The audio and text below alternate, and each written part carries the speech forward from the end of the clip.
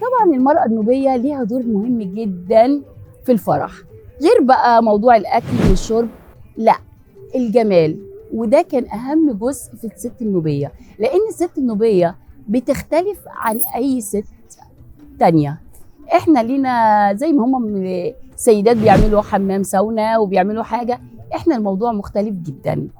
احنا قبل الفرح ب4 شهور تبتدي الست النوبية بتجهز بشكل مختلف تماما.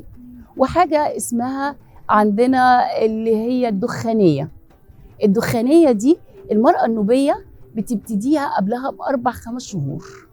والدخانية دي عبارة عن خشب طلح. الخشب الطلح بيتجاب من السودان، وهو خشب مخصص للدخانية دي، او ان احنا بنولع فيه النار وبيطفي وبيطلع منه بخور او دخان بشكل معين. وبتبتدي المرأة دي تدهن جسمها بحاجة اسمها الكركار.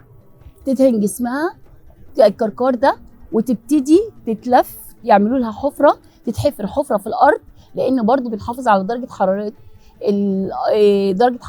ليها درجة حرارة معينة علشان ما يحصلش حرق أو أي حاجة، لأن الغرض منه التجميل ويخلي بشرة الست ناعمة، ويرجع يخلي لونها مختلف، اللون اللي هو اللون المصفر الجميل، وغير النعومة بتبقى ناعمة جدا.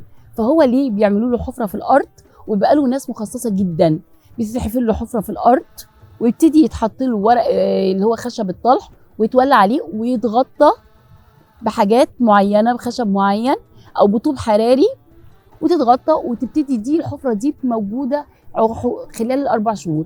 بتيجي المرأة النوبية بتدهن جسمها بحاجة معينة، وتبتدي تقعد في الحفرة. فوق الحفرة دي بتحط لها كرسي معين، وتتحط وتتلف ببطاطين، وتقعد بقى كل مرأة على حسب تحملها ساعة 2 3، والموضوع ده بيبقى يومي. ودي كانت أول بداية للمرأة النوبية اللي في التجميل. وبعديها بيبتدي للعروس حاجة اسمها الدلكة. بعد ما بتنتهي ال3 شهور، ال3 شهور دي المفترض ان هي ما بتستخدمش صابون. لما تاخد شاور هي المية فقط، ما بتحطش كريمات، ده لان اللي هو هي كل المطلوب منها ان الدخانية دي تعمل طبقة معينة في الجسم. وتبتدي بقى بعد الفترة دي يحصل عملية الدلكة.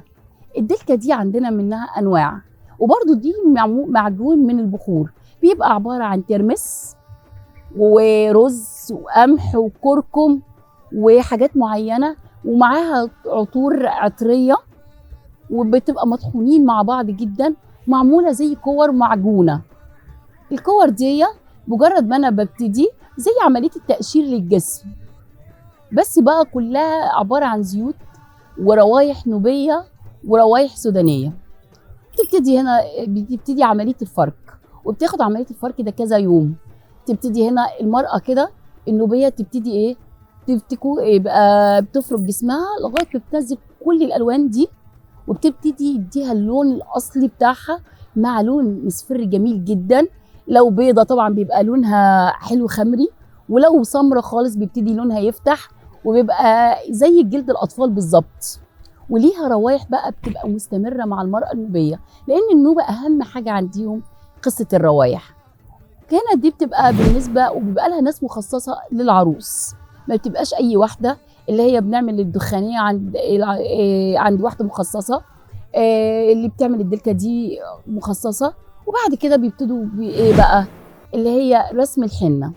وقبل ما ندخل في رسم الحنة، في ناس مخصصة جدا لعمل بخور العروسة والحاجات التانية اللي بتستخدمها العروسة بعد ما تتجوز.